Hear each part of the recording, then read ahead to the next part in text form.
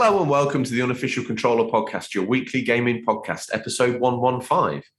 If Rockstar could do their take on any open world setting, what would you choose and why?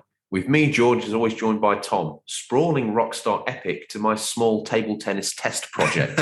How's it going? I forgot about that one. What a great little game. What a great little... I don't know why I threw it out there as being something to laugh at. It was a bit of a test of the physics engine of GTA 4. That's exactly what it was. Yeah. Question to the listeners. We're trying something different on the sound. We've never been able to recover our sound levels since we had all of our equipment stolen, but we're hoping...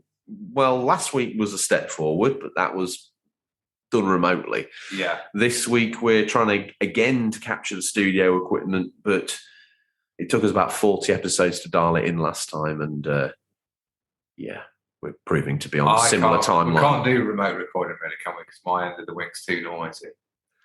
No, you have all your parakeets down there and your dogs and all your sort of strange things. I'm kind of like British Empire, weird, bizarre animals and plants and all that sort of paraphernalia. Oh, that explains the ride-on dodo that you've been keeping around the back of your... Why have you now got a wing? I get the title, I get the hall, I pay for it. So I just pay lodging. I don't want you in here anymore. I want you living in the gardener's cottage. Okay, it's quite cosy. If you live in here, I want you to wait on me. You see, look at the dynamic, how it's changed. I was once your little person, and now you're my, not that sort of thing. You're now my person. Power. Has been a shift. Household. Well, I knew it wouldn't sit well with you. I knew it would grate in your gears like sand on a derailleur.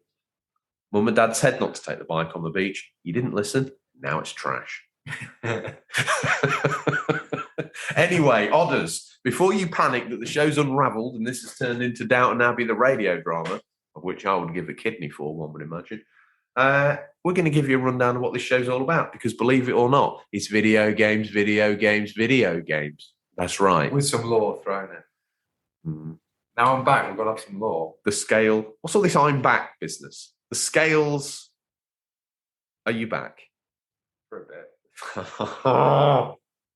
It's like trying to pin down. More like an Arnie, I'm back. I come in, shoot the place to smithereens, can't quite achieve the target, get crushed. End of film. Okay. Turn for a sequel. Well, coming up, we've got some news. Tom, keep everyone excited by giving them a sniff of what's in the news. We've got a bit of Horizon Forbidden West. Horizon Zero West Forbidden Dawn. After that, we're going to slide into the feature, which basically me and Tom sort of fulfilling a dream episode where we get to talk about historic settings in video games. I might throw a bit of a curveball because of some of the answers we've received gave me an idea of what I might choose. Interesting. After that, the real deal, the only reason this podcast still survives and the only reason we have a fan base or anything like that, they're all here for the main deal. Stingray. Check some stats. 80% of the people listening aren't subscribed. Those that are subscribed, 98% of those skip straight to the Ray. Do they? Stingray's boot? Yeah. And then realise... It's not listener Stingray. Tombstone and got rid of. Yeah, and now they just listen for the normal new releases. Anyway, once that's done, I turn to you as a polite man and I say, what are you hoping to play? But before this show can begin, Odders, leave your sound worries at the door, friend. You're not listening to a podcast unless you've got it on the full volume in your car, so when you move from your podcast to your radio, your eardrums melt. We're helping you improve your own sound levels in your own life. Bear that in mind, Odders. As I ask Tom, what have you been playing? If it begins with an H, I shall castrate you with my tick. No, that would be a little bit weird. I have been playing Ghost of Tsushima, the DLC. Icky Island. That saved your rather interesting flap of skin. That's just one thing I've been playing. You said first, kind of, so I can wheel it out second. Tell me about this DLC, Icky Island. Tell me about it. It's very good. Is it? Yes. Good. I felt it was a worthwhile expansion. There's still loads for me to do. I finished the main quest, which was a decent length.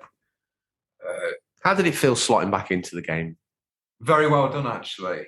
You load up your save, and then it just flashes up about this a new mission. You go there, and then I've been meaning to ask you about this because the other day I thought it integrated very well. It's not like it's like bang, like you have to load up a separate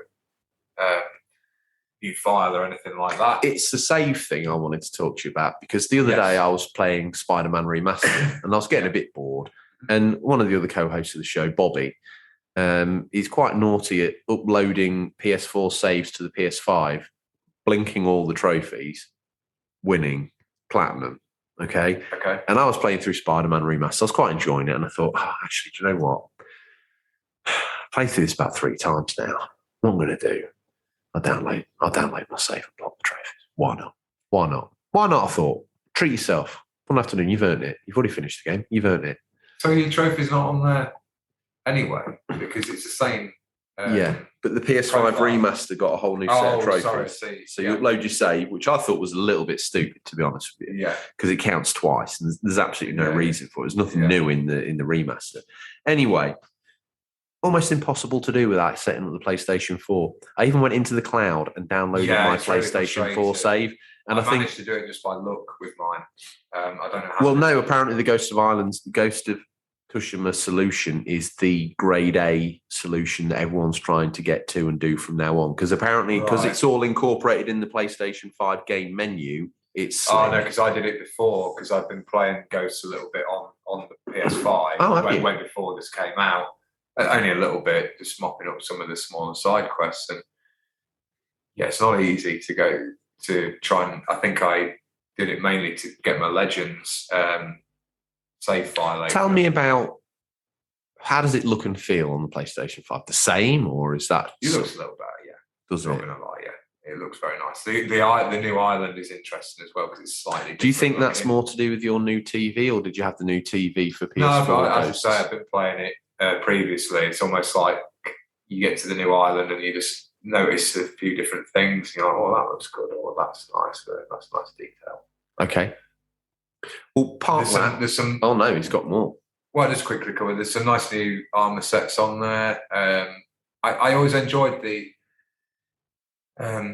armor quests or the legend quests because you got like a little black ink artwork story that would play out. It was good, like a narrated story of how the. I've forgotten how good that game was. Actually, it's really good. Very.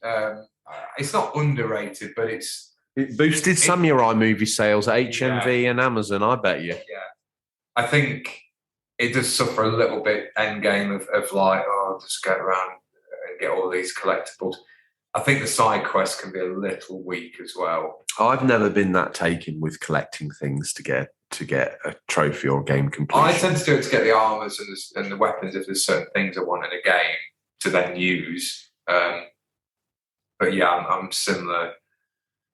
But again, yeah, I think for a sequel, they're going to need to focus on the side quests and try and that goes as a whole for loads of big open world adventure games. And we've said about this many times. Side quests can be very, very boring and completely ridiculous as well. Like, who stops in the middle of a quest to save their friend from dying? Who's got minutes to live? Yeah. Who then gets wrapped up collecting duck feathers? Getting a balance between linear and open world games is a really interesting concept, and they, as you say, like you're rushing about. And a lot of the time when I'm playing it, I try and play it like the character would do. Or I'm going to wear this armor for this part of the game because that's what you do and get armored up, ready for the big battle. His whole life he's been doing this game. His whole life. But you raise a point, like you're not just going to go off. Oh, I just need to go and get that collectible over there because there's a bird leading me to it. Your mother's got minutes to live. I need 3 more bottles before this is done, and they're on completely the other side of the map to Mumsy's medicine. Yeah, I'll be back in a minute. So, yeah, that needs some work, and it's the same with Icky Island. The main quest is actually really good, very interesting. It touches on Jin's past, fleshes him out as a character even more, and I feel like he's a PlayStation character now, like he's going to be hopefully looked at in the sequel. Maybe they'll move it forward a bit in time. Samurai culture lasted hundreds and hundreds of years. Yeah, again, as I said, I thought it was quite standalone and contained. I didn't really feel like it necessarily needed another game. But when a game's successful... There was another invasion, wasn't there, in history, so maybe they'll touch upon that. we'll move on from Ghost of Tsushima as well because we need to. This is basically becoming the what you've been playing. Now that you're a real gamer, you're the man who finishes games. There's been a role reversal in the show. I've assumed the power mantle, admittedly, but I've also relinquished the gamer mantle. With great power comes great responsibility. Becomes no gamer responsibilities at all. Good old Uncle Ben. Famous last words. Anyway, where was I? Hades. Yes. I have finished that probably, I've done it 10 times because you need to do it, play it through 10 times to get the end credits.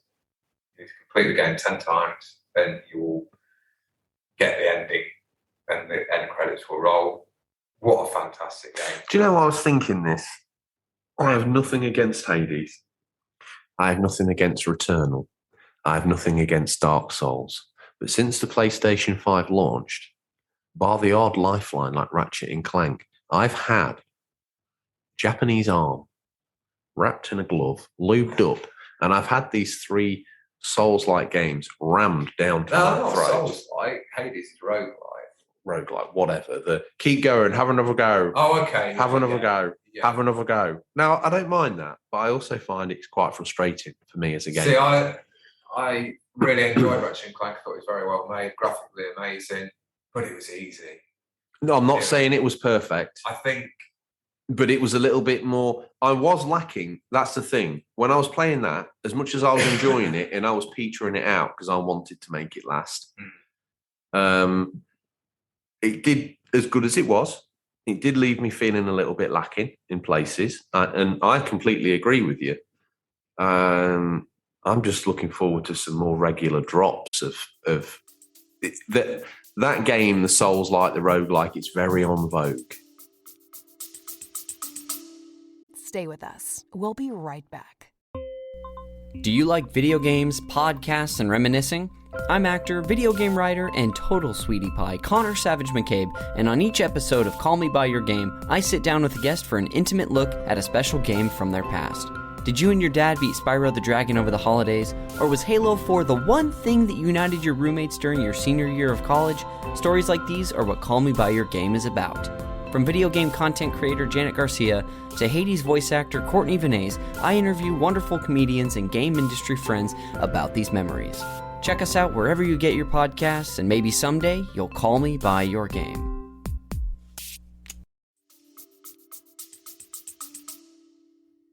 Yes, it is. And I think they're probably getting pushed.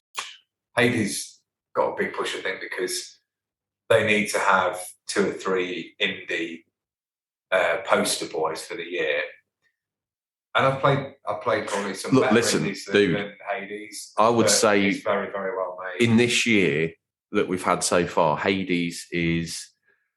You see, you might get me wrong. I'm not saying I don't like it. I do enjoy it. It's hard for a gamer like me, I'll probably admit, for someone with limited time these days. The thing I say with Dark Souls and then onto roguelites, when you learn how they work and the ideas behind them, they do become a little bit simpler. And you figure out the way they're designed and the way they work. Sekiro was harder because it was more reflexes with the deflecting. There's certain ways to make the games easier for yourself. Hades gets easier because of your builds and your every time I've done a run, it has got easier. That's why I think it got praised so highly, is because the balance and the difficulty spike is so well done. Everything about the game's well done. I got distracted there, but the sounds are great. I love the sounds. We've talked about those when you start a run and it's like... there's some great music on it when you meet certain new characters who are not spoiled. But the way, like, I got to the 3rd boss, I remember ages ago, obviously, and thinking, I'll never get past this. My fastest run now is 21 minutes to clear the game. And you just get to him and you're just laughing. Because I'm not spoiling the character because he's from Greek mythology and he's got a friend with him. But it is brilliant. And just his character is very pompous and egomaniac. And it's just good beating. Excellent. But yes, that's what I've been playing this week. I think I will continue playing both of those. I've actually really enjoyed just playing my PS5 and enjoying some gaming. I think when people say there isn't stuff out, I think that's where indies really come in, because indies bridge the gap between big releases like AAA, big developer games, and there's some great ones out there, so don't be afraid to try them. We have done an indie show before. Might do another one in the future because there's a lot of new stuff coming out. Question. Well, let me just quickly rattle through, because I've got a question. Yeah. What I've been playing, I've had a little bit of time. Don't ask me why, on Uncharted Lost Legacy. Have you played that? No. It's the only one I haven't played. I can thoroughly recommend that to you. I think you'd like I keep holding out the fact it will get added to that free game library. It's not going to happen if it hasn't happened already. I suppose you're right. I don't understand why they won't put it as a PS Plus game, considering some of the shovelware rubbish they put out there. Yeah, that's not happened yet, and I don't think for that reason it'll happen. Yeah. But anyway, I thoroughly recommend anyone to play it. It's standalone. It owes you nothing. It's wonderful. I'm sure nowadays it's probably worth about £2 in CEX or even a digital download. You've confused me. Oh, right. Let's play. That was it. My question for you though was, you're a young kid. We'll keep it Sony centric at the moment. Okay. You've been asking for a PlayStation 5. Yeah. Everyone in the family's decided to rally round, put some money in a pot, and get you one. Still got fun. Right? Stock availability is not an issue. Oh, okay. You want the new game out this Christmas. You shine a new PS5. Yeah. The latest game. Yeah. The one that everyone wants to get at Christmas. What is that game? We'll find out Thursday, I guarantee you. 100%. Horizon's been pushed to 2022. God of War Ragnarok, God knows when that's going to land. 2025 at this rate. Gran Turismo, you know what Gran Turismo's like? As soon as it says it's coming out, it's got reverse gearing engaged. That's not coming out till the PS6 is announced. What are we going to play at Christmas? They will have a store presence, even if it's just one title. It's September. Yeah. Remember when we found out about PS5 and the pricing and Miles Morales, Demon's Souls, games we didn't even know existed, was September. That's why you're here. Let me ask you this. So get hyped for Thursday, PlayStation fans, because I think it'll be a good one. I don't think it's going to disappoint. And that's what you want to cover next week? It is. Next week we'll just do a little bit of a rundown and review of what we saw. I really hope it pushes the boat out, but it's been a very... Me too. That's we're going to be lacking for content, friend. Well, we've got loads of other ideas, so we might just wait and see what Thursday brings and maybe do this if it's an absolute sinking pile of... If you're listening now and it's Friday and you're like, they're going to do a show about that, good luck, boys. Oh, my God. Yeah, we'll or if it's Friday and you're like, oh, I can't wait for that. Don't forget to keep your eyes peeled for the seeking of your thoughts on said event when we put the post up on Instagram. It is going to be like their E3 event. Microsoft have obviously done 2 this year, which have been very well received. Nintendo have had sort of reasonable success with their directs. So I believe they're rumored to have another one up and coming. Don't know whether they do it the same week as Sony. But it'd be interesting to see what gets shown. And I've got my fingers crossed for some God of War gameplay. Even I know it's coming next year, but it's nice to get excited to see something like that. And maybe a couple of surprises as well. They've already said the VR2 won't be there, and what was the other one? Another title got mentioned that wasn't going to be there, but it sort of opened it up for the fact that time spent on those 2 things could be spent on something new. Well, or that we don't know about yet. I'm sure when we come to the moment, it will be news. Exciting or not exciting, that's not for us to judge, but it will be classed as news. This is news. We've scoured the very darkest region of the internet to bring... Do I even make words anymore? Or do I make small, strange rhino mating sounds? We'll give it another go. We've scoured the very darkest regions of the internet to bring you the latest stories. First up, do you remember when we used to use a green screen? Yes. What's the butler's name for the law? And we can get him to wheel things in and I'll do his voice. No, I won't do his voice. He's a real person. Actually, can we call him... Bertrand. Sprat. Bertrand the butler. Can we call him... Sprat. Sprat. But the initials got to like rhyme with the job title. Maybe this is one exception. Okay. Maybe he's Servant Sprat, Servant Sprat. aka the butler. Hello, Lord. How may I help you? It's the British West Is that a stroke? No, it's just the way I talk. Thank you. Sprat, can you wheel in the green screw? Not a problem, my lord. I'll bring it in now. Fantastic. Okay. Fire that up, Tom, as I tell people. That was a deep cut for the law, wasn't it? Because they're probably like, green screen? What's this going on about? Don't worry. You've only got 114 episodes to trawl through to find it. But this one's on the house, sir, for the upset caused. Sony has updated its PlayStation blog post on the pre-order listings for... This is the one for the cutting room floor.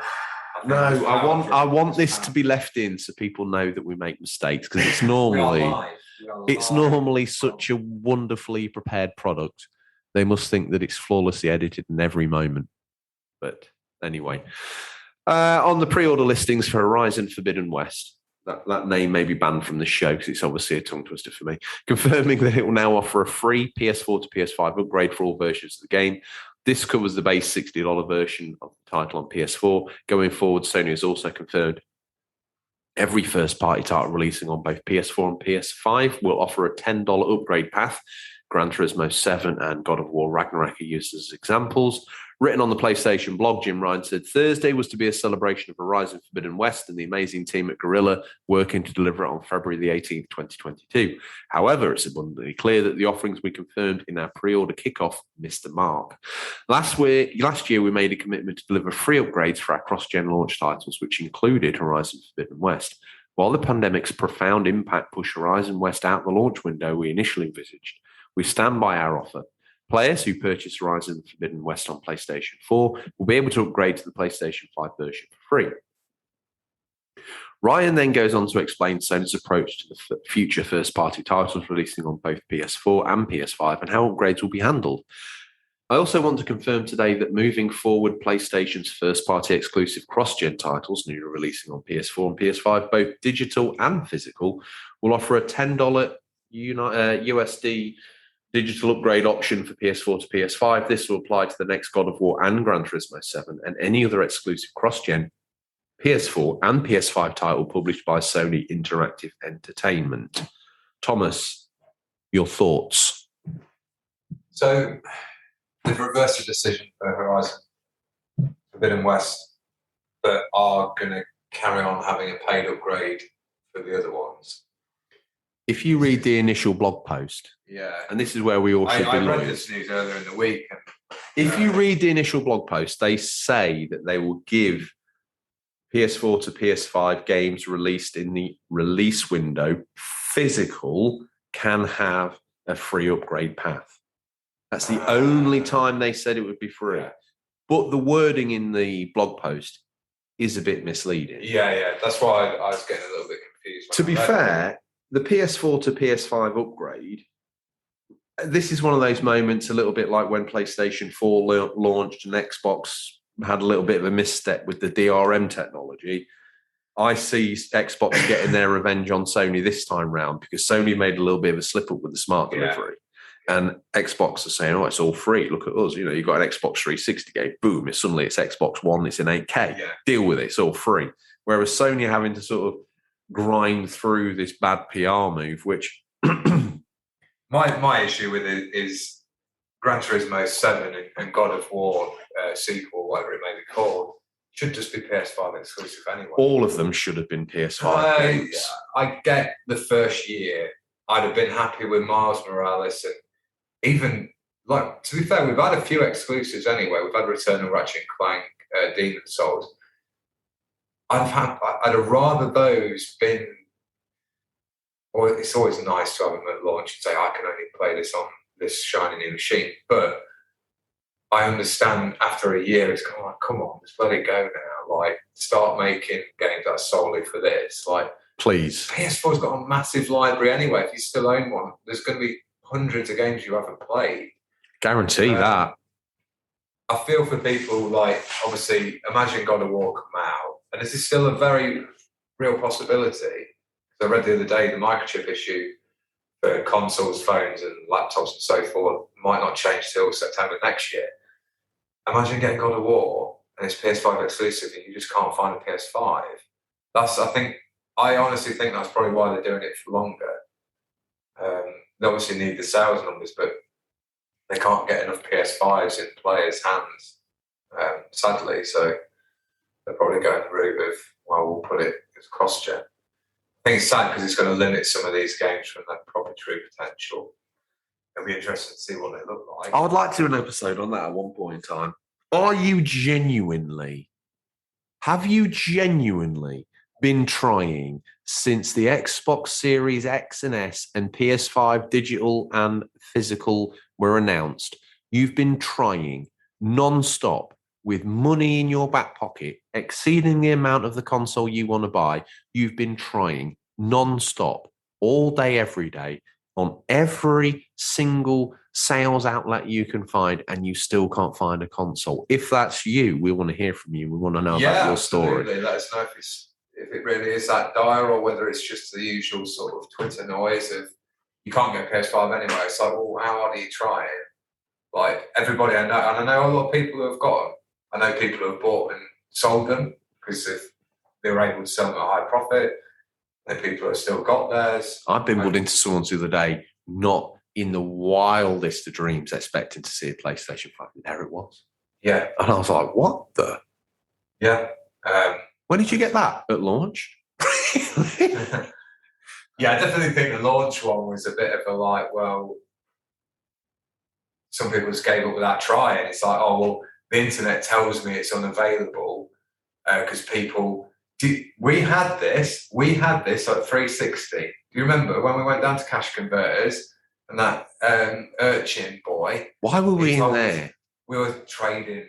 I wouldn't have been. Well, I would have been. Wouldn't I? You would have been. Whoring myself out for all sorts of whoring. Any extra like content or games or controllers I could get on launch. We went in there, didn't we? We were like, oh well, we've got ours because we've got a chain.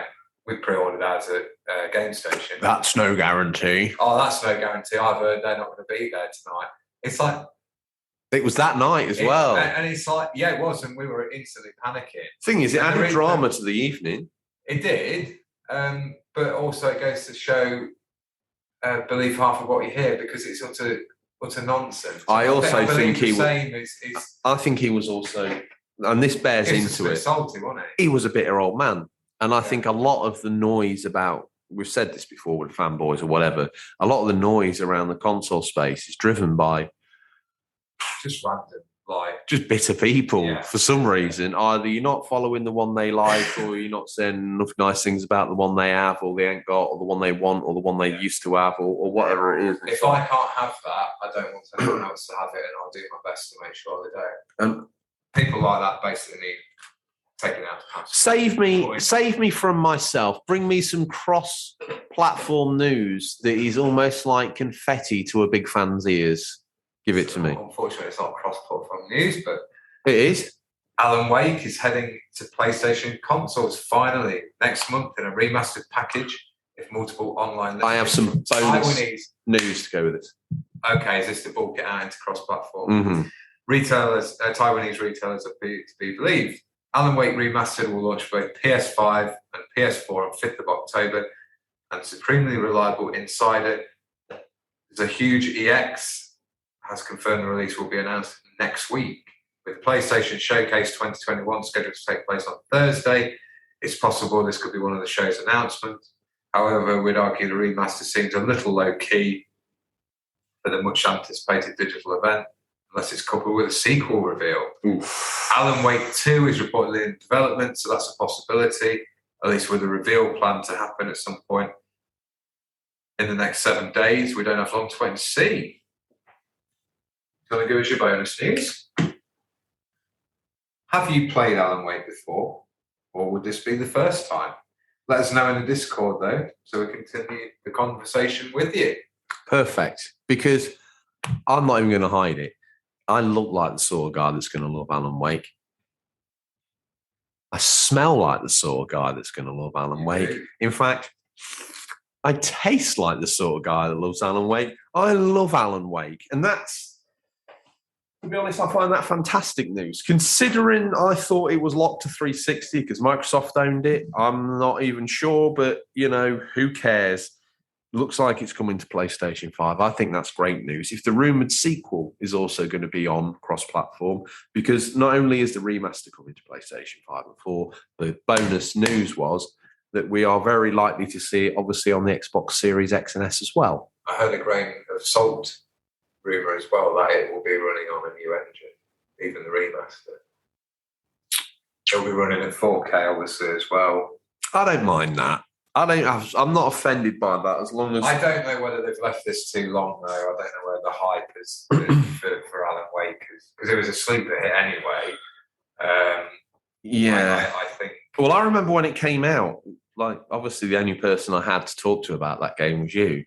I finished it, and it was probably, especially with my life how it was at the time, I'm surprised I did.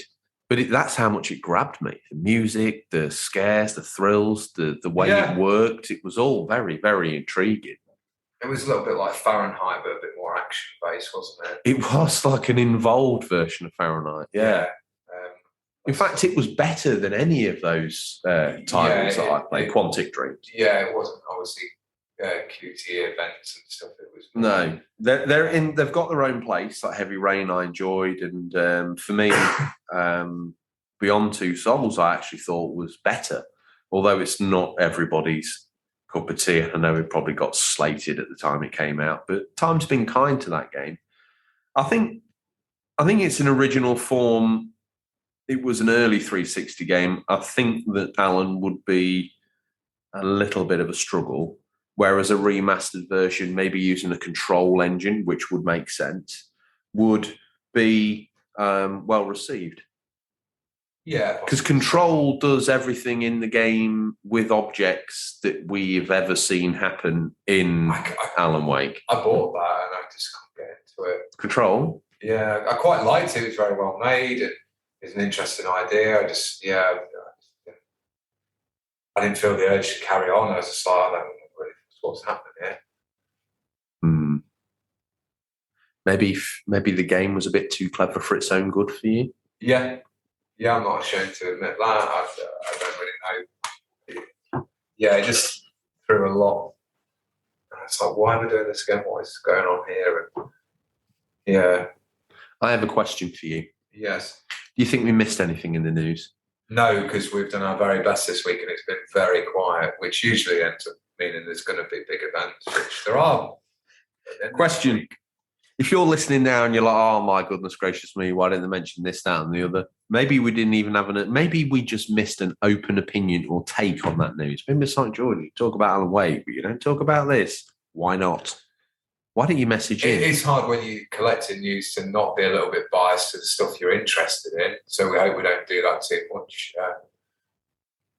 Don't. If you do feel like we've missed anything, let us know. We say it. We've said it 115 times. More the news sources. What sites do people use? That's quite an interesting idea. What sites? 115 episodes. We've asked them to get in contact. Where do they get in contact with us? They can get in contact with us on social media, the scourge of the internet, Twitter, Instagram, all that sort of. Only there. You got your finger on the pulse of the show as always. And where else? Where's the place we want them to go? We'd like to drive you head on into the Discord chat. Did you enjoy last week? You had a week off from the show? Yes. Did you enjoy the episode? Yes. Thank you to Bo Beloba for last week. If you've missed that, make sure you check it out. Find out why the Discord is the place to be. I mainly listen to judge the sound and make sure it's all balanced because of my tireless efforts. Your tireless efforts. Well, roles are reversed. Is that right? Well, I shall hold you to that when we're in the studio. You wanted to talk this week, the feature. You always like to throw one down there. You are at the reins of the show once again. You're deciding the route the roads which we drive down. You wanted to know basically Rockstar, when and where next. So basically, an historical setting. because we loved Red Dead, we love Vice City, we love 90s. They do an historical setting well. They do. They tend to. And go your deep on the detail. question really was, where would you like to see them tackle next? Now, before we get stuck into the fan conversations, as always, we ask you guys for your thoughts on the topic, and you've got in touch on Instagram and Twitter on the post, and we've incorporated those interwoven into the feature. Before we get excited with those, though, what's your dream setting? Or would you like to wait for a certain comment to fire back? Yes. Okay. Because I don't think it's any secret to know that my favourite setting would be an 18th century naval setting, a little bit like Master and Commander, but you never go ashore. You never go ashore. You don't need to. A man of war, an 18th century man of war, is a microcosm of 18th century society. Okay, so you want to see like ultra deep detail. Red Dead 2 detail, so as long as we can grind with the characters, because it's going to be the crew we're going to need to like. So if one falls from the top in a storm and kills themselves on the deck, you're like, oh, that's Barney. You know, you feel it. It's not just like, oh, an NPC, another one will spawn in the crow's nest in 2 minutes. That's not what we want. Yeah. We want 300 souls on board, and we know most of them intimately. And because there's only 300 souls on board, we can ramp the graphics up a little bit because we're at sea. And I don't want none of that. How would you handle storming into the boat? Or would you not want that to be a thing? Would you just want... No. That's part of that. That's be part of it. Can you imagine, though, if they brought a game out like that, what the mass consensus would be when they say you can't go on land? It would be difficult sell. I like the idea. I like the idea of that much detail and getting to know the crew that much. And the thing is, I mean, I don't know much about that history, but I'm pretty sure you'd be on that ship for a long time and you'd be away and you wouldn't go on land. Exactly. You weren't allowed on land because you might decide to run off because you're basically a prisoner of the Royal Navy. Yeah. So mate, imagine if you do start on land, very briefly, prologue, like the bit in the snow in Red Dead, in your pub, drinking, bashed over the head, wake up. That is exactly how I'd want it to go. Yeah. And then because you are going through a character that's a landlubber per se, and therefore he has no idea about how the masts work or the sails work or the cannons work or how to treat people on board so you don't get, beaten up or the lash. Because you're such a landlubber, literally it's explained to you in little bits. Oh, don't worry, as a landlubber, you'll have to show him how to haul the rope away. And you're like, oh, this is amazing. Then the guy on the fiddle sitting in the middle of it's kicking in. And, Assassin's Creed 4 took most of my thunder, but it did it so incredibly badly. Everyone says Assassin's Creed Black Flag is the best Assassin's Creed I've ever played. No, it's inaccurate. It's a mess. Get it out of my face. The actual ship-to-ship combat mechanics rival, I don't know, asteroids for their realism. It's ridiculous. Absolutely ridiculous. Terrible. You have to be careful not to border on the full simulation, though, with Rockstar games. They dabble, and I think it's nice they get that far, but they never go too far to not appeal to... I think it'd be better if... I think in a Rockstar game, you would be playing... Look how many people we know who have started Red Dead and gone, I can't finish it, it's too sort of drawn out, long and boring. Only the strong survive. Only the strong experience the pinnacle of Red Dead 2. The ending. The epilogue. It is hard work to get there sometimes. I see where people are coming from with that. And weaklings. You have to be very careful with these. I never thought I would finish. To be fair, I never thought I'd finish Red Dead 2. When I first started playing it, I was like, the scale and scope of this is beyond anything I've ever touched. Yeah. But the draw of the story. That was part of it, wasn't it, though? That was part of the appeal of, like, I will finish this, but it's going to last me forever. And that was just a good feeling. It was about a month because we just got so hooked on it. Yeah, but a month is a long time for a game when most games now finish in a weekend or a week. A month is... And that was going at it. That was probably the last game I played where I was up later than I should be. Oh, every most night. Of the time. Yeah. Right. And then going into work, everyone else. I actually think that game contributed. That game contributed to me being ill. All these late nights, never getting caught up on the sleep. Listen, worth it. we reached out to people, as I say, and the first person back was Comic Pictures 79. He said Hill Street Blues. Wait. Obviously, what I mean is instead of a criminal drama, why don't they play the other side and make a cop drama about a similar path to L.A. Noire, where you make your way from rookie big cop to hard-ass detective making the big busts? So much potential. This, thankful to Adam here for reawakening myself to one of my favourite games of all time, L.A. Noire. They've already done this, Tom. Adam's in one sentence said this feature is redundant. You should both consider handing the mic over to me and Bo Beloba. We'll pay you the monies needed. Blah, blah, blah. I think like an NYC 90s cop drama would be fantastic. Because they're great. I mean, there's no one better at nailing a certain era vibe, is there? So you've got that. 90s nostalgia is big within our gaming culture because a lot of us.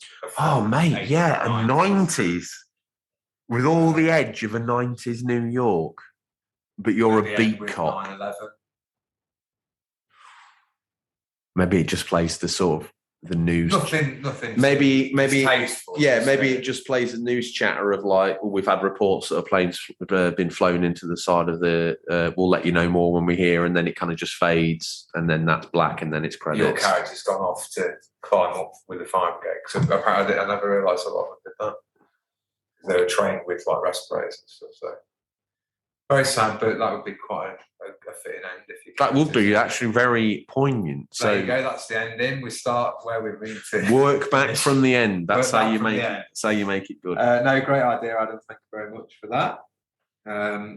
Well, it's Rockstar. They should be thanking him. It is. Imagine the grit of a 90s as well, with the music and the gangs and the aggression. I agree. And like things like the NBA and Jordan and the Bulls and all that sort of stuff all coming through. Yeah, I mean, there's massive pop culture references there, isn't there, within New York City in that era.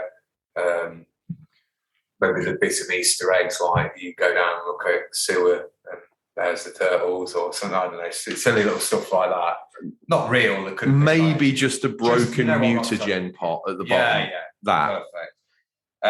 I don't think there are enough like sort of cop games in that regard, in a full like go through the ranks and work your way up. I think that's a good idea. A lot try to push the criminal side. Yeah. Who's next? Next up, Vince the Gamer. Mm-hmm. It's a tricky one, he says, because the Assassin's Creed franchise has tackled quite a few prominent time periods and done so with great effect. For me, it's more a case of which time frame would suit Rockstar's signature style the most. A good point. The Sword and Shield period seems to be more in Assassin's Creed ballpark. First and foremost, it needs the potential for criminal enterprise and what will be fleshed out with a world of flamboyant and at times tongue-in-cheek characters. Yeah, we're forgetting this. In the perfect era to allow everything that Rockstar does so well will be Victorian London aesthetic. It's not gangs, it's not guns, it's wacky inhabitants. It's template waiting for Rockstar to jump in. Wow, that sounds like a pitch to Rockstar themselves. I think that's a great idea.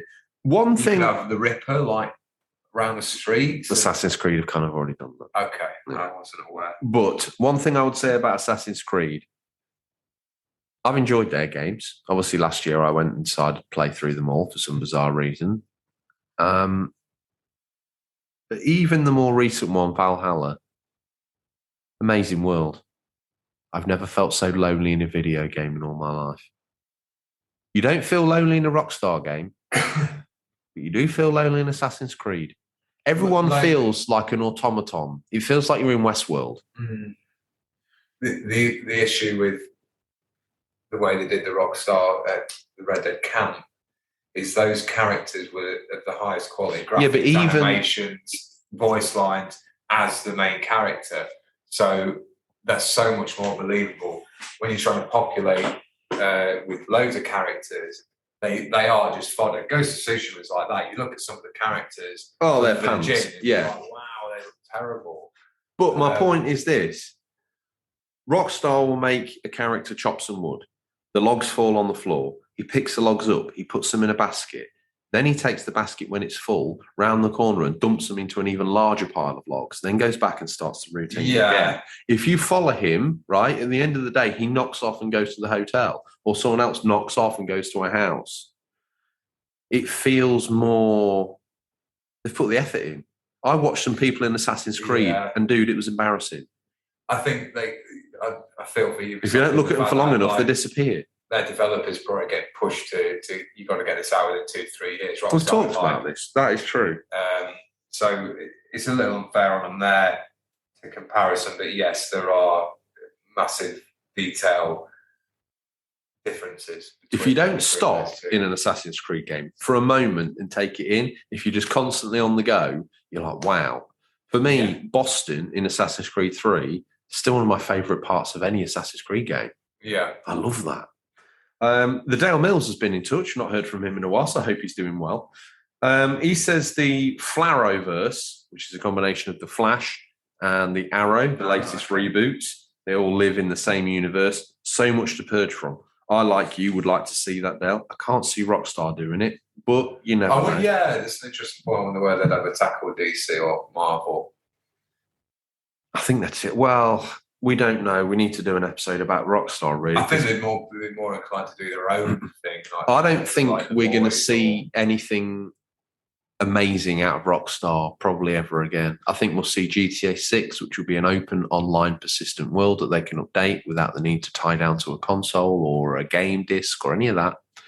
I don't think we'll see another Red Dead. Really? Still sold big numbers. But the Hootie brothers have gone their separate ways.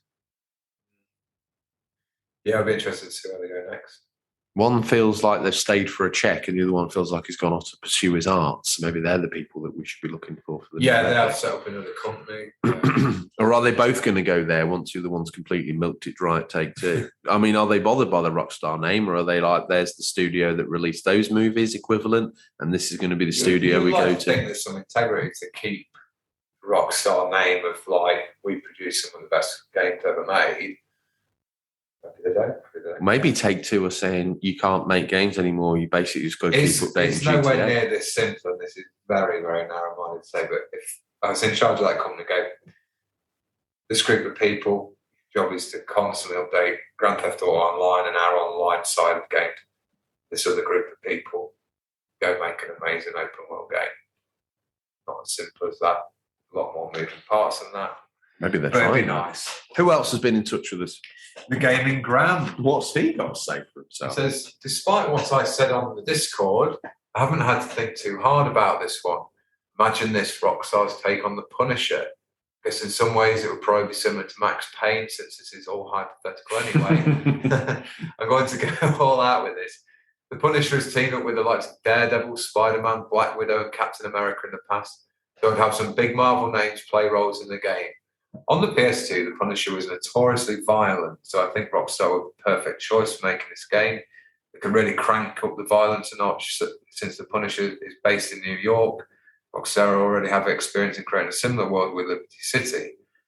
So I couldn't see them having a problem tweaking, actually replicating the New York that exists in the Marvel universe. The only thing I can't figure out is how they would do boss fights.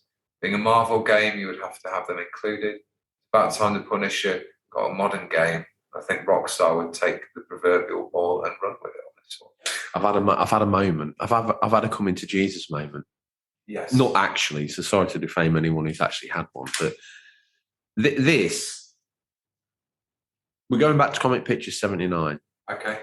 It starts off. There's like an amber filter on the screen, and you can only see bits of New York through like these sort of moving shapes. And the music's like Hot Town, Summer in the City. Starts a bit like the beginning of Die Hard with a Vengeance. And obviously you're getting out the cab. It's all people like, hey, what's up with you squirts? Like, you new around here?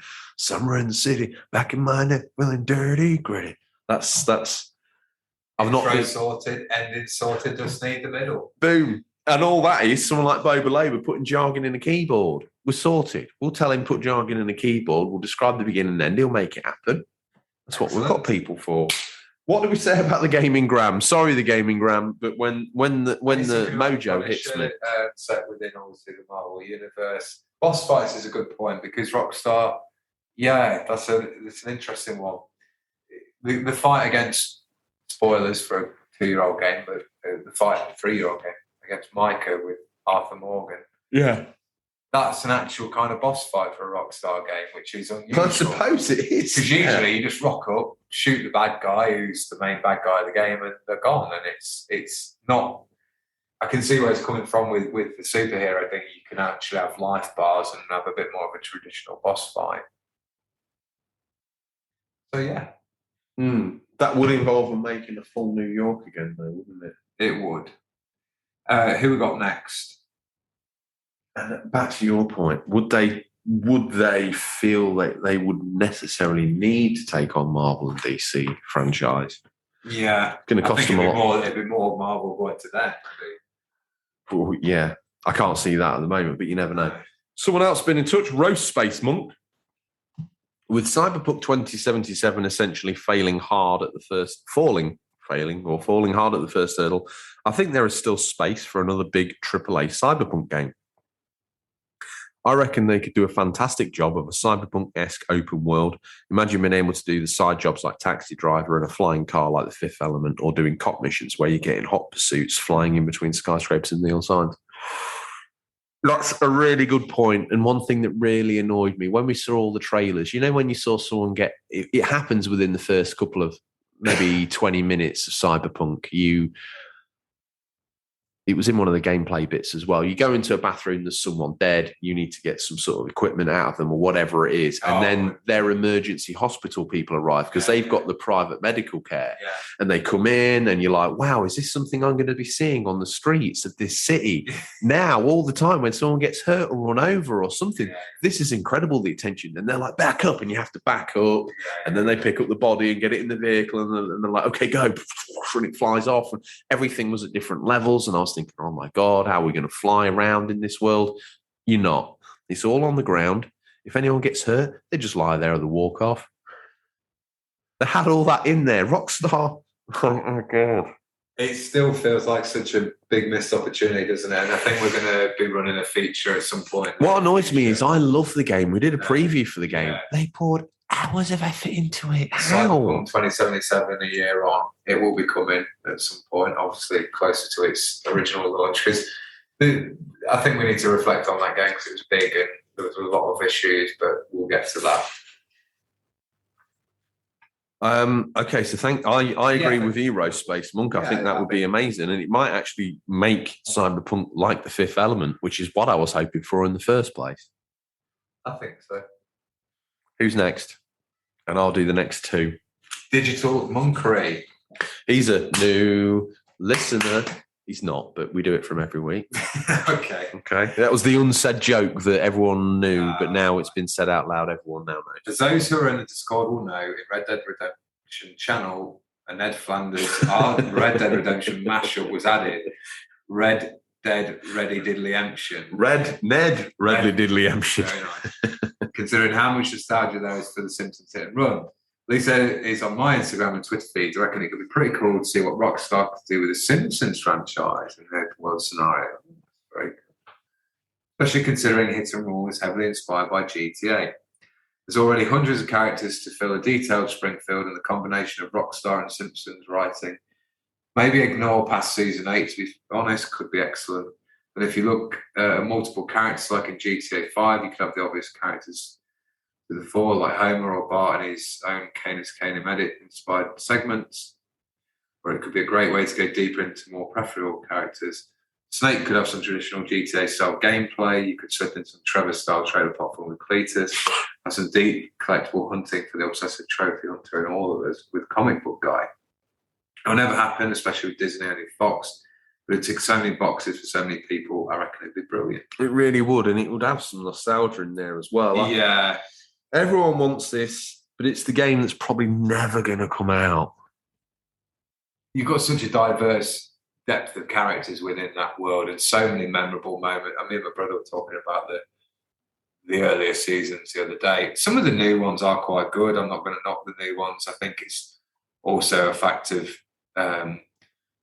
your humour does change a little bit, and I still find those original series really funny. Yeah. But, yeah, it has I never understand why they never grew up with their audience and brought them into.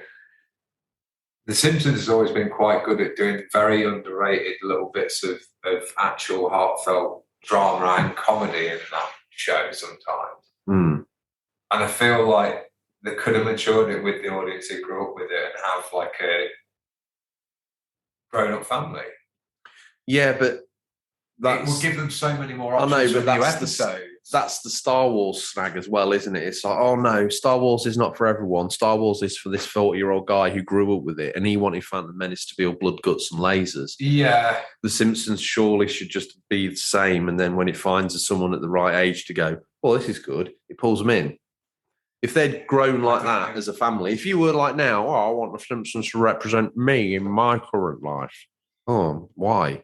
I do. Yeah, I completely agree. It is a Star Wars issue, but again, I'd argue that I don't know that many children. You give me Phantom Menace, I want to see Obi-Wan with blades slashing people, cutting them up. You know what I mean? Blood, claret everywhere. That's what I want. Why don't I got that? 18 Star Wars, not for kids. It was for kids when I was a kid. Now I'm a grown up and I want to see stabbing and aliens fornicating with other aliens. That's what I like. What's your problem? Is true. What's your problem here? Anyway, Nerdyman13 got in touch. Thank you as always. He says, I want them to do an open universe game. That's like a space, No Man's Sky type game, I presume, Nerdyman13. I think that's what he's That would be a sci-fi game.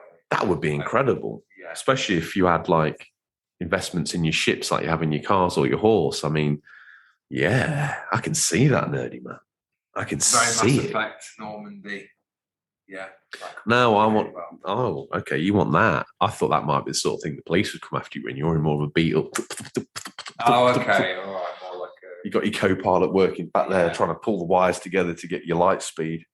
To anyone that was panicking, don't worry. C. Pliskin's got in touch. The remaining 18 bales of A4 are dedicated to his comment. C. Pliskin's got in touch. We do give him some jit, but we do appreciate every single week in putting pen to paper. And this week looks like it's going to be an absolute belter, so bear with me.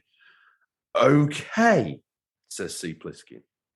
Not really something I have an interest in, to be frank. It might just be because I've tried a couple of their titles and could never finish one of them, either because of lack of interest or just dedication to one game over it. If I had to guess, a time period that could be right for their kind of exploration would be the Czechoslovakian Revolution of 1989. You never saw that coming. Me neither. Neither did Tom. Neither did everyone listening at home. Bar C. Pliskin. For context, the Velvet Revolution, as it's sometimes called, was a mass and violent removal of the country's communist government at the height of the USSR's gradual collapse. I learned about it a few months back in college through the drama Mad Forest, which not only attempted to capture the drama and paranoia that the regime had, just as equal focus on life after the revolution and the cast wondering why they wanted democracy to begin with. And what to do now. The last part may cause a bit of a pacing issue. If they give a good chunk, the majority of the game to living after a war is like, but if Band of Brothers finale taught me something, is that tension can still exist in peaceful times. Oh, yeah. That was savage, that. Just when you thought everything was fine. Captain Sobel. Oh, mate. Salute the man. Anyway, this could make the story a little bit too much for a little something made for the Far Cry series, but seeing how most of Rockstar's output sees the player engage and mingle with multiple dubious but complex characters, at least from what I've seen, it could be an interesting story for them.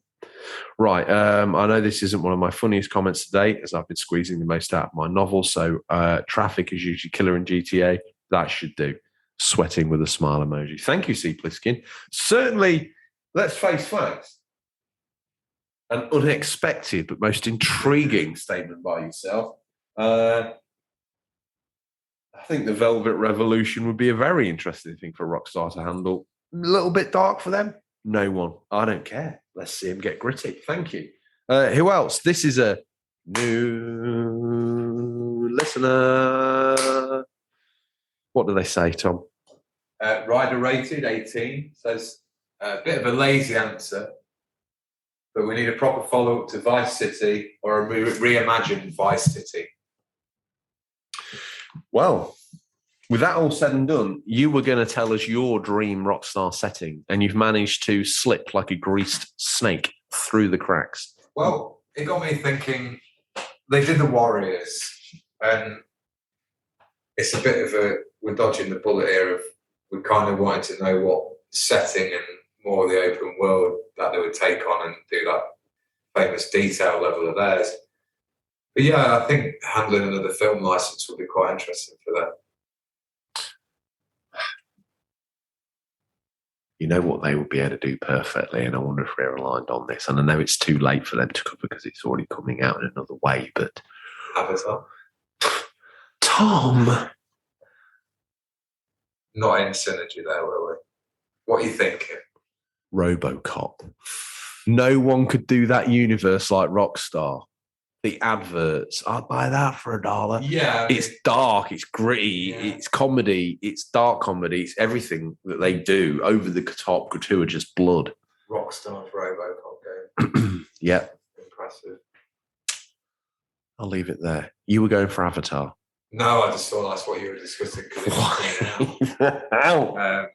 No, I'm thinking more 80s film series like Warriors, or that was 70s, but obviously RoboCop or something they could get their teeth into. Like I know you love Mad Max, but I couldn't. There's something about it I didn't like. No, let's rephrase that. I liked Mad Max. I didn't love it. There were so many things that could have been done better. Yeah, I feel that's what I mean with Rockstar. They could probably do something more. But when they did the Warriors, it does follow the story of the film, just fleshes it out a lot more. Oh, they're fantastic. Fantastic. There's some nice prequel missions teaching you where all the gang members came from, and then obviously it goes into the movie storyline. Yeah, I think I'd like to see the movie license. RoboCop. Okay. Well, here's a man who's got more inspiration on his back seat than me and you have ever seen in our lives. He's got every VHS known to man. So if Rockstar can't, from the 80s. if Rockstar can't pick something off of his back seat, we've failed. They literally just have to have a flick through that and go through. All they need to do is get in contact with the show and ask him to do a stop by at Rockstar Link. Time for a peek in what we affectionately call Stingray's boot, what's nestled between some counterfeit nappies and a dodgy copy of Battlefriendle this week. These are new release highlights for the week September 6th to September 12th, 2021. Listeners, these are out digital, physical, or will be by Tom's podcast in your feed, but could be region dependent. Spring stop, smokes, settled dust, wattle, wall, pop, waggle, wop, the blah, blah. The boot's open. He's out. Last week, I don't know if you know, but Boba Loba saw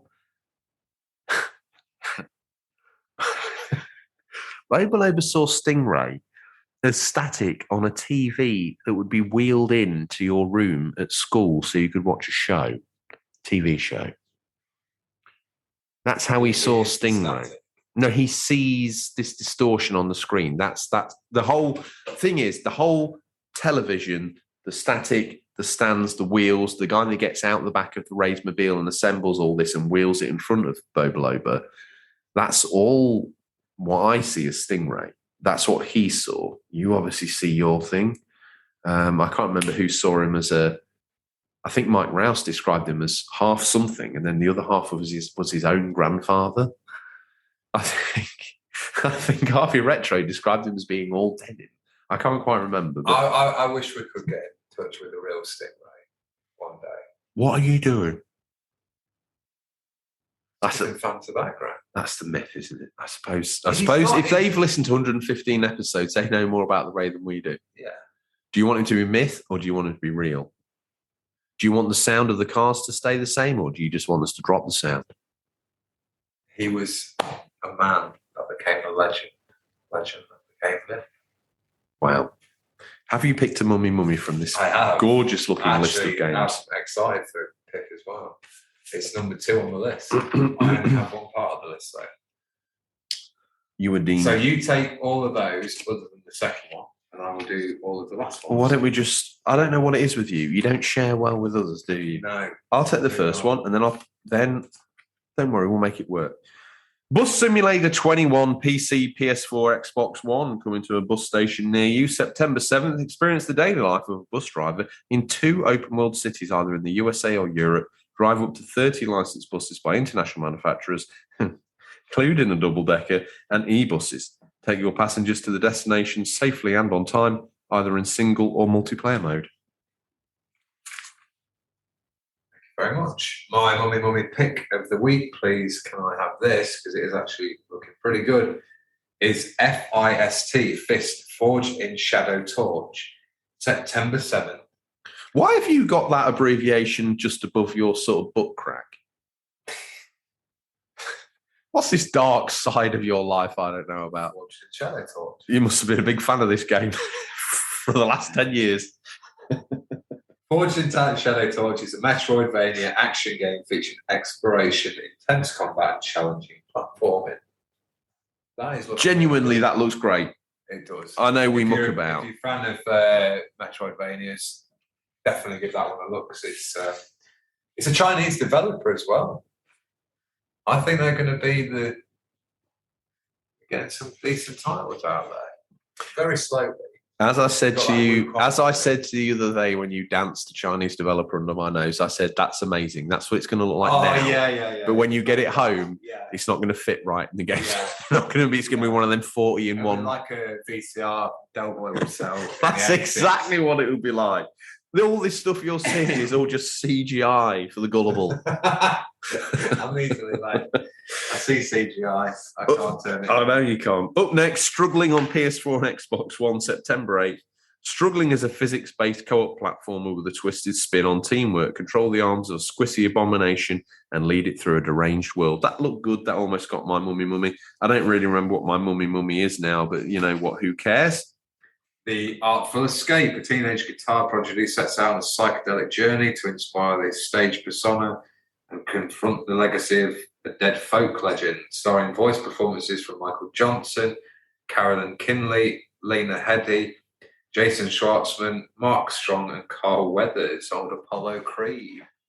He's in everything at the minute. Yeah, he must owe money to someone. I only recognise a few of those names. Mark Strong's in a lot of stuff. He's quite a good villain. Well, Carl Weathers was in Mandalorian as well recently, wasn't he?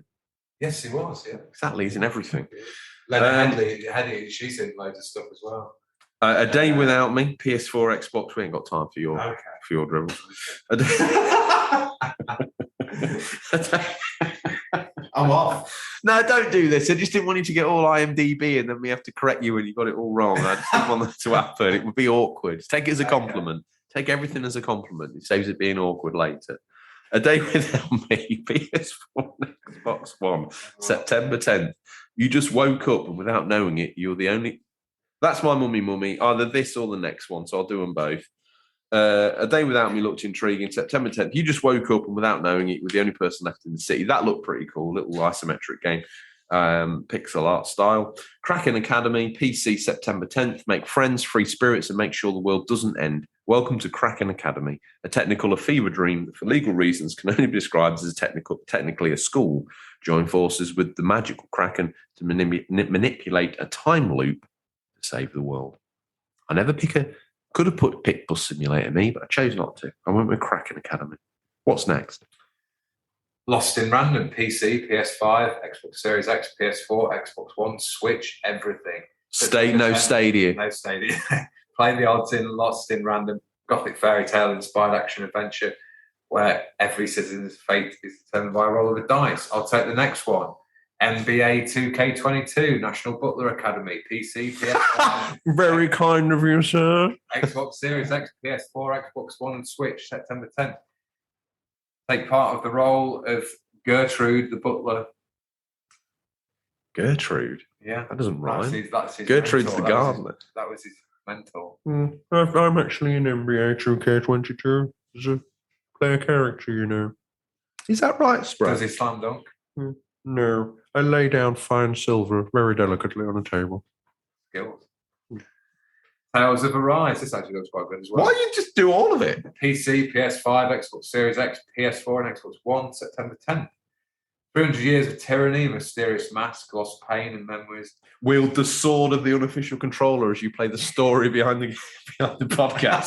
One day, mate. Well, we slipped up there, didn't we? What game did Rockstar do you want them to make? The unofficial controller podcast. What do they do with it, though? What do they do between episodes? It's set in like 80s Farmerton with a young stingray.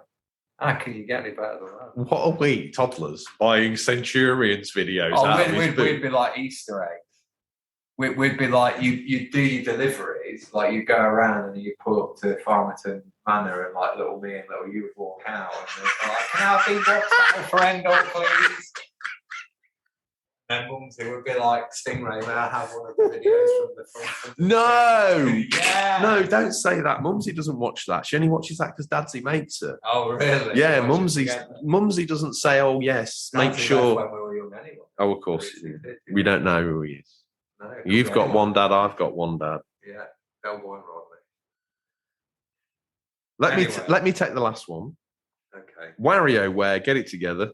On the PS4, September 10th. Only joking, it's on the Switch. Exclusive. Micro Game Mayhem comes to Nintendo Switch. Wario is trying his luck at video games again, but this time he's really getting into it, literally. Help Wario and friends play their way out of a micro world of micro games by taking on over 200 madcap micro games in WarioWare. Get it together for Nintendo Switch.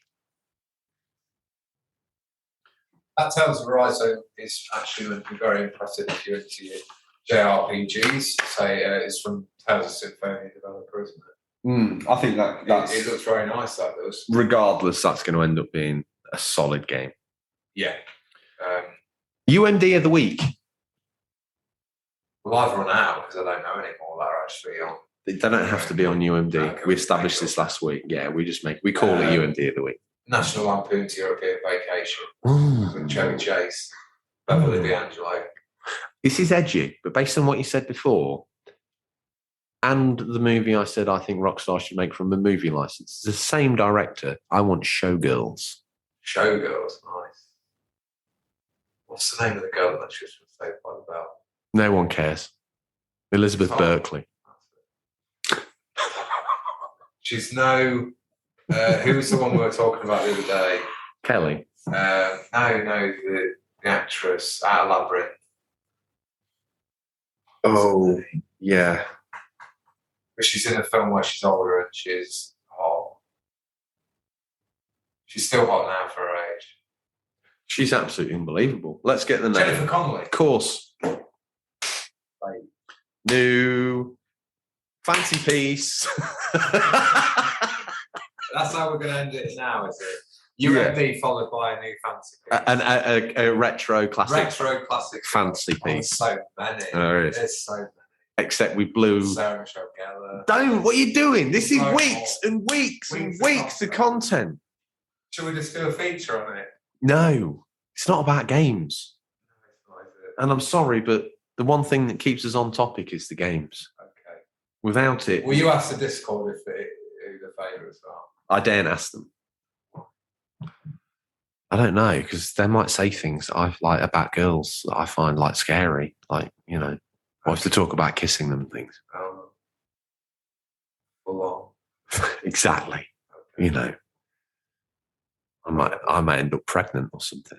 You know what happened last time? Exactly. I've had them 3 times. Passed them on 6.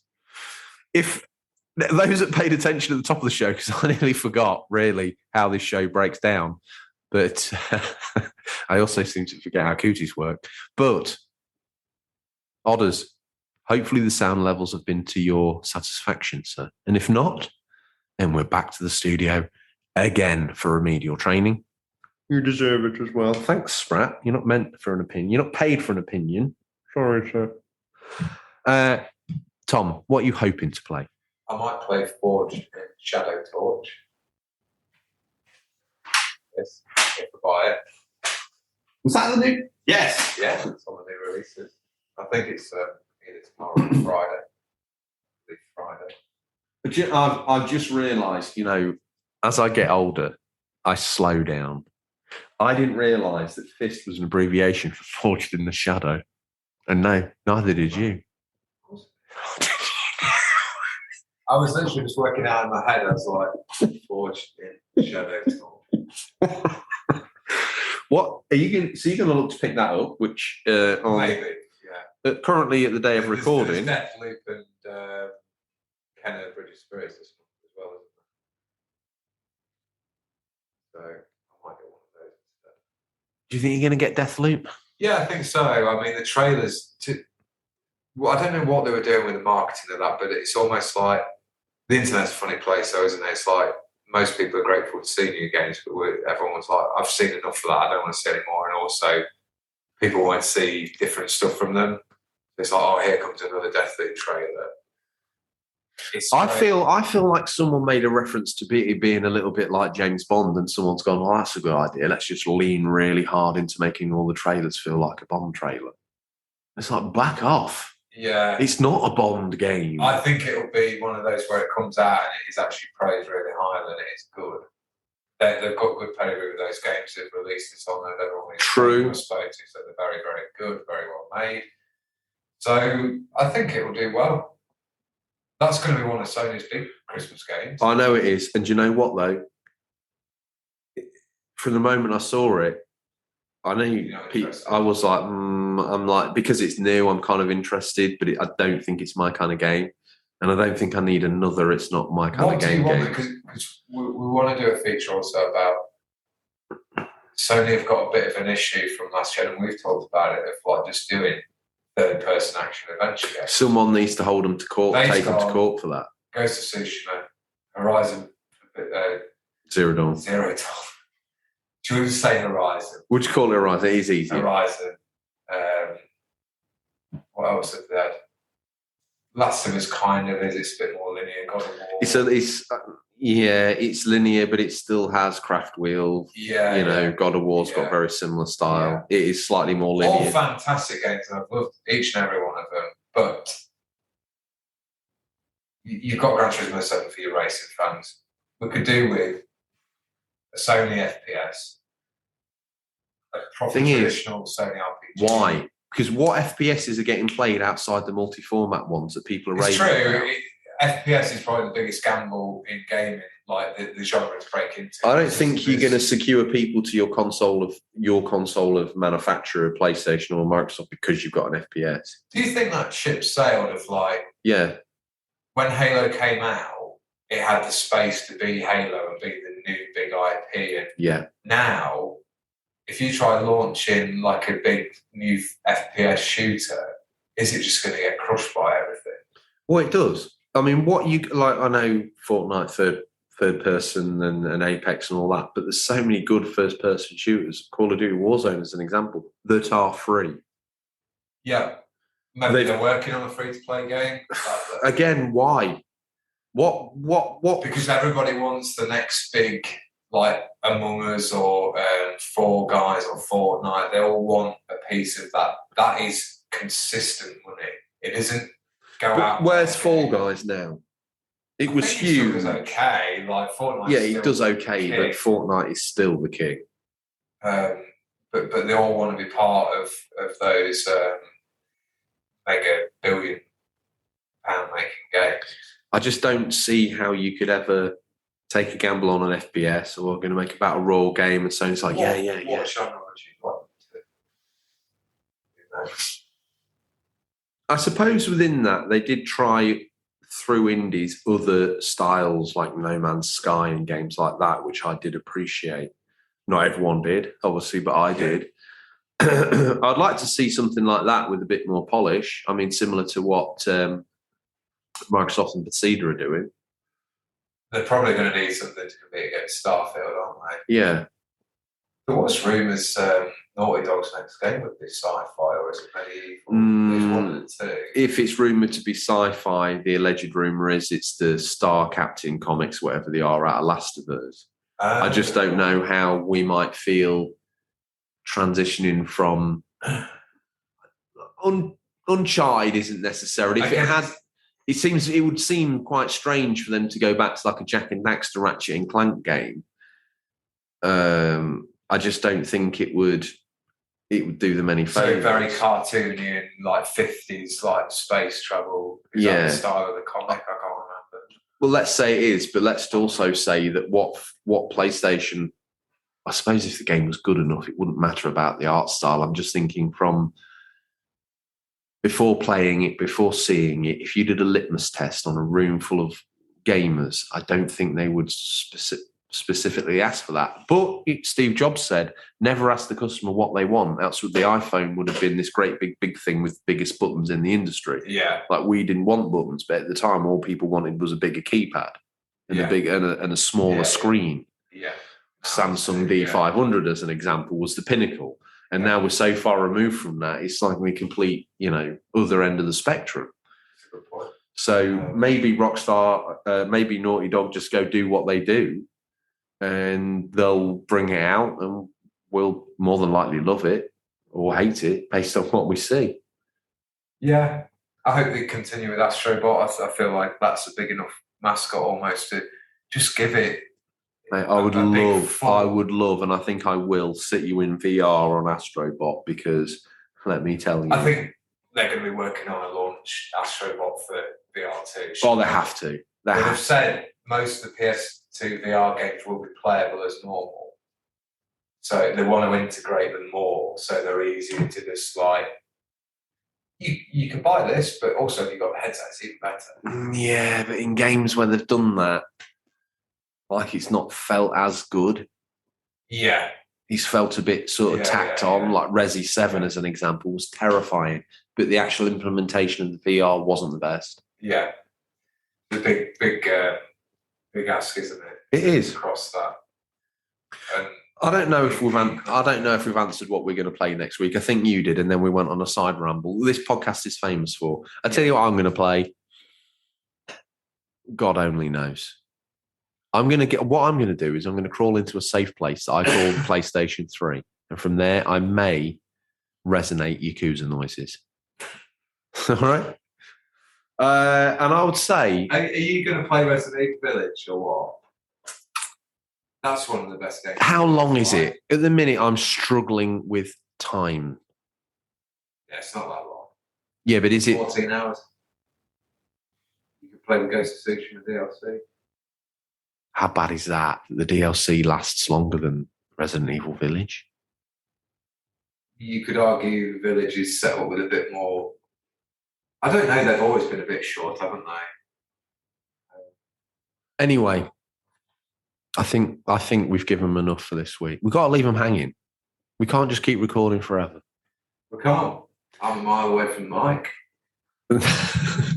No doubt at the end of the show, he pulls it back to him for the outro. That's all we have time for this week, listeners. As always, thank you for your time. We look forward to the pleasure of speaking to you again next week. Until then, happy gaming. And remember, there's nothing wrong with being given the unofficial controller. It's what you do with it that counts. See you, Tom. See ya.